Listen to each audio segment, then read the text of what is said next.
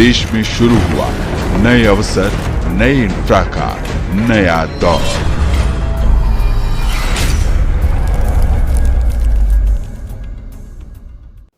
नमस्कार दोस्तों, मेरा नाम है कश्वी और ब्लिट्स इंडिया की आज की रिपोर्ट में हम जानेंगे मोदी सरकार के उन 10 वादों के बारे में जिन पर मोदी सरकार खरी उतरी है। लोकसभा चुनाव की लहर पूरे देश में है। 2024 लोकसभा चुनावों के लिए बीजेपी के घोषणा पत्र का टाइटल है भाजपा का संकल्प, मोदी की गारंटी। वैसे ही साल 2019 के लोकसभा चुनावों के लिए बीजेपी ने संकल्प पत्र नाम से 50 पन्नों का घोषणा पत्र जारी किया था। इसमें राष्ट्रीय सुरक्षा, जन कल्याण, अर्थव्यवस्था, महिलाओं के सशक्तिकरण, चिकित्सा, अर्थव्यवस्था, सुरक्षा और कृषि जैसे मुद्दों से जुड़े 85 प्रमुख वादे किए गए थे। आज इस वीडियो में हम बात करेंगे भारतीय जनता पार्टी के उन 10 वादों के बारे में जिन पर मोदी सरकार खड़ी उतरी है। सबसे पहला वादा जो मोदी सरकार ने पूरा किया है वो है 500 साल के बाद राम मंदिर का निर्माण का वादा। 9 नवंबर 2019 को सुप्रीम कोर्ट ने रामलला के पक्ष में फैसला सुनाया और 5 फरवरी 2020 को प्रधानमंत्री मोदी ने अयोध्या में मंदिर बनाने के लिए राम जन्मभूमि तीर्थ क्षेत्र ट्रस्ट की घोषणा की। ठीक 6 महीने बाद 5 अगस्त 2022 को अयोध्या में प्रधानमंत्री मोदी की मौजूदगी में राम मंदिर की आधारशिला रखी गई और 22 जनवरी 2024 को मंदिर में भगवान राम की प्राण प्रतिष्ठा के बाद आम लोगों के लिए मंदिर को खोल दिया गया। नंबर 2 पर जो मोदी सरकार ने अपना वादा पूरा किया है वो है सिटीजनशिप अमेंडमेंट बिल लागू करने का वादा। 10 दिसंबर 2019 को सिटीजनशिप अमेंडमेंट बिल लोकसभा से और अगले दिन राज्यसभा से पारित हुआ था। 12 दिसंबर 2019 को राष्ट्रपति रामनाथ कोविंद की मंजूरी मिलने के बाद CAA कानून बन गया था, लेकिन केंद्र सरकार ने इसे 4 साल से ज्यादा वक्त के बाद आम चुनावों के ठीक पहले 11 मार्च 2024 को देश भर में CAA लागू कर दिया। इसके तहत 31 दिसंबर 2014 से पहले पाकिस्तान, बांग्लादेश और अफगानिस्तान से आए गैर मुस्लिम शरणार्थियों को नागरिकता मिलने का रास्ता साफ हो गया है। 31 दिसंबर 2014 से पहले इन 3 देशों से धार्मिक आधार पर प्रताड़ित होकर भारत आए हिंदू, सिख, बौद्ध, जैन और पारसी और ईसाई समुदाय के लोगों को नागरिकता दी जाएगी।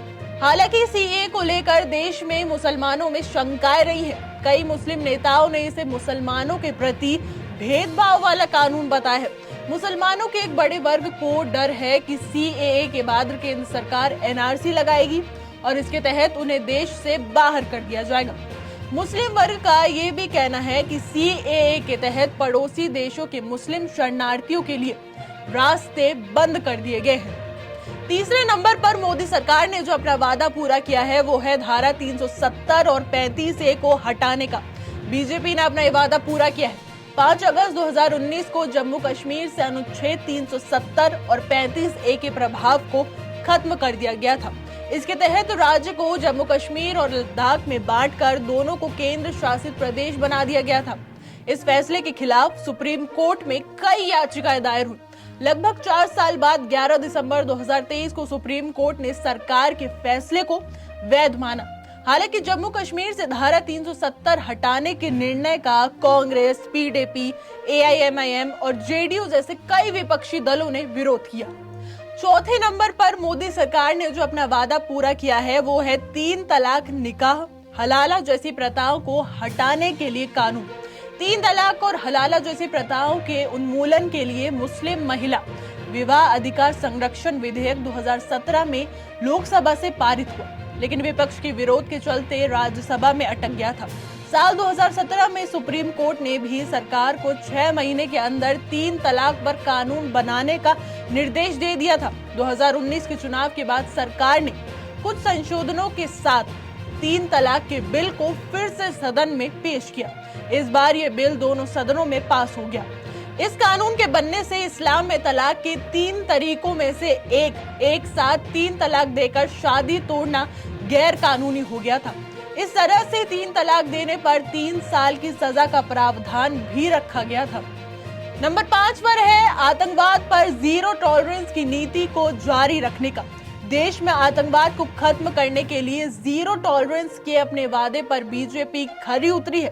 गृह मंत्रालय ने 19 दिसंबर 2023 को जम्मू कश्मीर से जुड़ा डेटा जारी करके बताया था कि आतंकवाद पर जीरो टॉलरेंस की नीति से आतंकवादी घटनाएं कम हुई हैं। साल 2018 में 228 आतंकी घटनाएं हुई थी, जो साल 2023 में घटकर 40 हो गई। इसी तरह जम्मू कश्मीर में आतंकियों के साथ होने वाले एनकाउंटर में कमी आई है। साल 2018 में इनकी संख्या 189 थी, जो 2023 में घटकर 40 हो गई। हालांकि अभी भी जम्मू कश्मीर में आतंकी घटनाओं या आतंकवादियों से मुठभेड़ की खबरें आती रहती हैं, लेकिन बीजेपी ने देश और देश के बाहर आतंकवाद से जुड़े किसी भी तरह की घटना पर अपना रुख जीरो टॉलरेंस का रखा है। नंबर 6 पर बीजेपी का जो वादा है वो है 2024 तक 60,000 किलोमीटर के राष्ट्रीय राजमार्ग का निर्माण। बीजेपी के इस वादे की स्थिति संतोषजनक है। देश में साल 2019 से 2024 तक 50,560 किलोमीटर के राष्ट्रीय राजमार्ग का निर्माण किया गया। अभी भी 9,432 किलोमीटर का लक्ष्य बाकी है। सड़क परिवहन और राजमार्ग मंत्रालय के मुताबिक 2020-21 में 13,327 किलोमीटर, 2021-22 में 10,457 किलोमीटर, 2022-23 में 16,547 किलोमीटर राष्ट्रीय राजमार्ग का निर्माण किया गया था।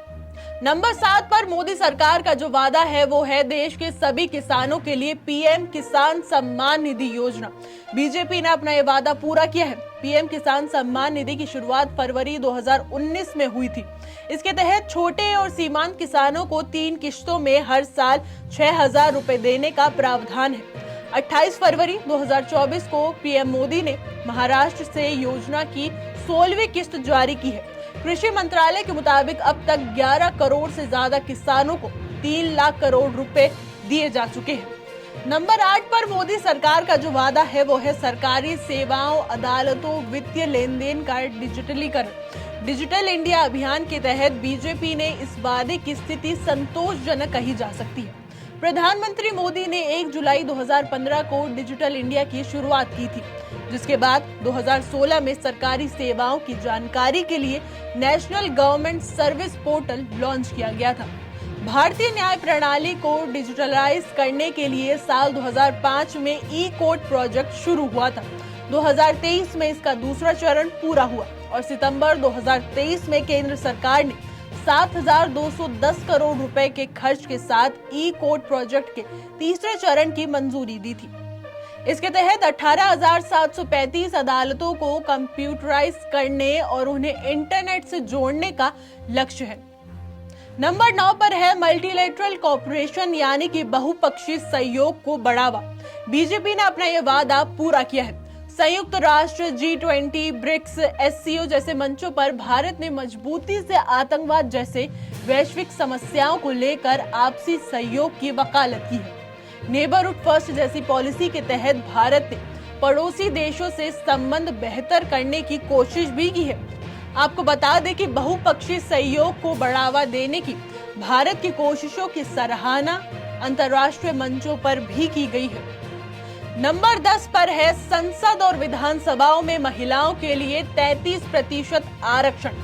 बीजेपी का ये चुनावी वादा पूरा हुआ कहा जा सकता है।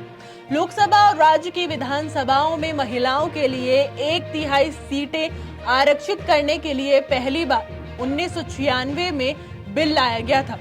27 साल के बाद 20 सितंबर 2023 में ये बिल लोकसभा से और फिर 22 सितंबर को राज्यसभा से पारित हो गया।